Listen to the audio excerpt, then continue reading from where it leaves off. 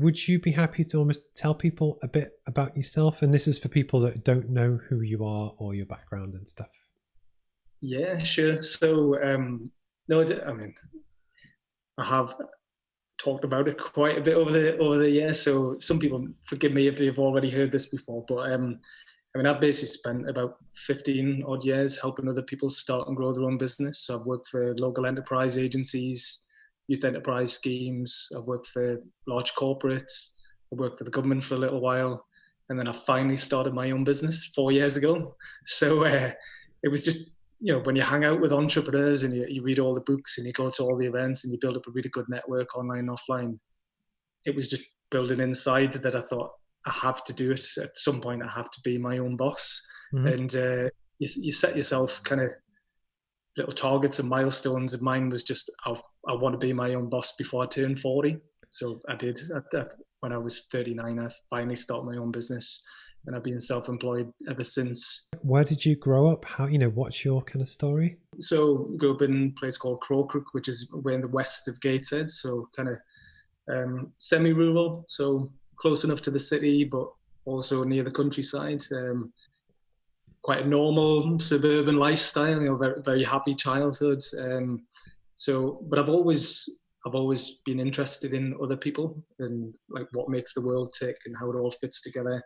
And even when I went to university, I studied geography, which really, what is the benefit of geography unless you're going to stay 10 in hours geography? a week is the benefit. but exactly. But I just find the world interesting and how it all fits together. You're a geography student at Newcastle Uni, was it?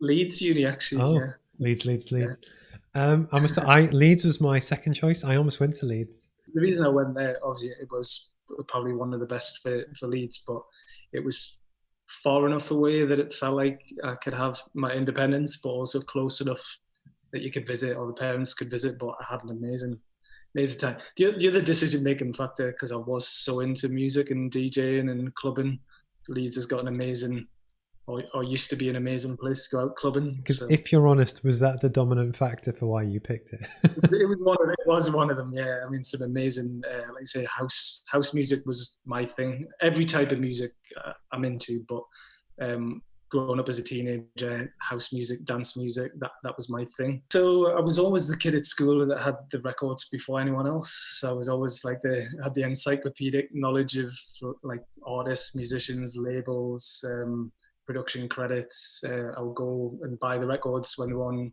like pre-release, and that was my thing. So I was a bedroom DJ first, and I was really into the whole acid house rave scene growing up. I'm showing my age here, but I was a little bit too young to go to the raves, but I used to listen to all the mixtapes, and there were a few raves that I kind of snuck in when I was a little bit underage, or I had some friends that would do sound systems, or their brothers would do sound systems, so we would go and set up and join in the fun at the back of the room sort of thing. But when I went to university, I started doing some fashion shows. Some friends of mine were involved in fashion shows, so I did the music, so the soundtrack to the fashion shows, and then entered a couple of DJ competitions.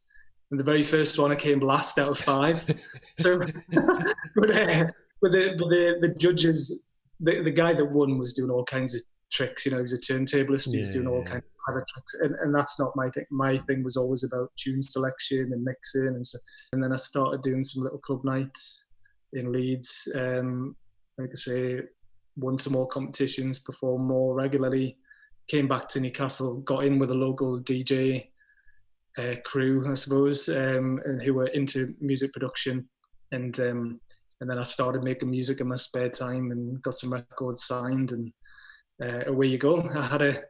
I've DJed in Rome, Malta, Budapest, Prague, South Korea, wow, Washington DC, all over. I've DJed all over. Because you're still quite into your kind of street culture, aren't you? Like skateboarding and graffiti and different things. I can kind of just tell from your social media the kind of stuff that you put out. I think I'm going through. Well, I think I'm going through a midlife crisis. But basically, you go back to the things that like really inspire you, or what I definitely have in the last 5 months or whatever. And that whole counterculture, Mm-hmm. skateboarding, street art, graffiti, acid house, rave music, house music. That's still there inside me, still influencing me, and definitely my era is 90s. What's the dream for Paul Lancaster Plan Digital Startup? What's the kind of big, hairy, audacious goal? I have spoken to quite a few investors over the last couple of years, and none of the deals have been quite right. But now I'm at the point now. I'm forming a little team around this new platform called Tribes. Oh, So nice. it's TRYBES. Seth Godin again. Yeah, so we're connecting the tribes, okay? And it's all about speeding up the process from idea to launch to growth to investment. So we've got a really great little team forming around that, got a great team of advisors. And over the next 6 to 10 months, my target is to raise between 300 and 500,000 pounds. So Nice. that's my big target over the next 6 to 10 months. Would you be happy to share what is the best piece of advice you've ever had? The one that's really making sense to me now, most of all, is the idea of going narrower. Right? So narrow your focus. I think when you're first starting off, it makes sense to just try lots of different things and see what works. And some of that is just to bring some money in. Cash flow is so important, to try and get as many clients, as much money coming in as possible, but on things that you're genuinely interested in and make sense to you. But because you're learning, you're learning all the time about what you enjoy doing and who you want to work with. But then once you're beyond that starter phase and you're more established, I think you really do need to narrow down. Again, it's an Americanism, which I heard just the other day. Was it niches? Like niche. Yeah. So the Americans say niches. So niches bring riches.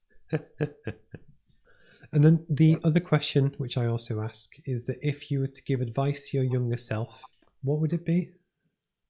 It probably links to that Seth Godin thing that you mentioned before. Is to I'll say a couple of things. So that is all about picking yourself and not waiting for other people to give you permission to do things, right? Because a lot of the authority of the past is gone now, right? Like we've all got iPhones, we've all got live streaming capability. The only thing that's different is your ideas and your willingness and to give it a go and your perseverance and your creativity. So I think picking yourself, but the phrase "shy Ben's getting out" is so true. I love that phrase. I've always loved it, but again, it really makes so much sense because it's true. Other people who you don't want to be that annoying, obnoxious person that's just always in people's faces, but at the same time, I've definitely in the past been guilty of like holding myself back a little bit. And is there anything you would like to plug or talk about before we go?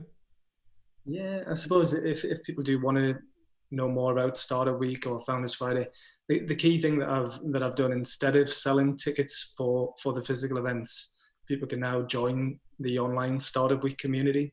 So people pay an annual membership. It's £75 for 12 months.